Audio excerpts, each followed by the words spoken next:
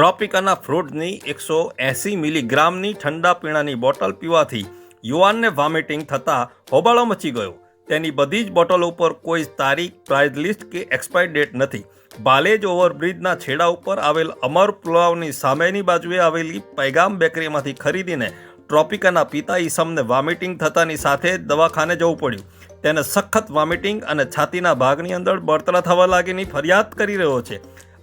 આજકાલ ખૂબ જ ગરમીના કારણે લોકો ઠંડા પીણા તરફ વધુ પડતા વળ્યા હોવાના કારણે ભેળસેળ પણ વધી ગઈ છે અને આપણા આણંદના ફૂડ વિભાગ તો જાણે ઘોર નિંદ્રામાં હોય તેવું ચોખ્ખું દેખાઈ રહ્યું છે. આણંદ ફૂડ વિભાગની ઘોર બેદરકારીના કારણે વ્યાપારી બેફામ બની સ્વાસ્થ્યની સાથે ચેડા કરી રહ્યા છે.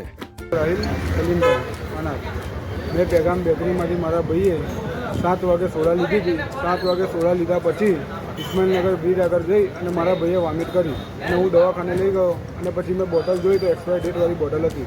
જ્યારે હું દુકાને પહોંચ્યો જ્યાંથી મેં લીધી હતી ત્યાં આગળ હું ગયો તો મને ત્યાંથી ડિસ્ટ્રીબ્યુટરને ફોન માર્યો. ડિસ્ટ્રીબ્યુટર મને એમ કહે કે તમારો અધિકાર નથી મને ફોન કરવાનો. તો હું કમ્પ્લેન કોની જોડે કરું? પેગામ બેકરીમાંથી મેં જ્યુસ લીધેલું તો એ જ્યુસ એક્સપાયર ડેટ નીકળી તો મને વોમિટ થઈ. તો મેં પેલા લતાબેન ત્યાંથી આપણે દવા લીધી તો મને વોમિટો બહુ થઈ જાય અને છાતીમાં લાઈ ભરે છે.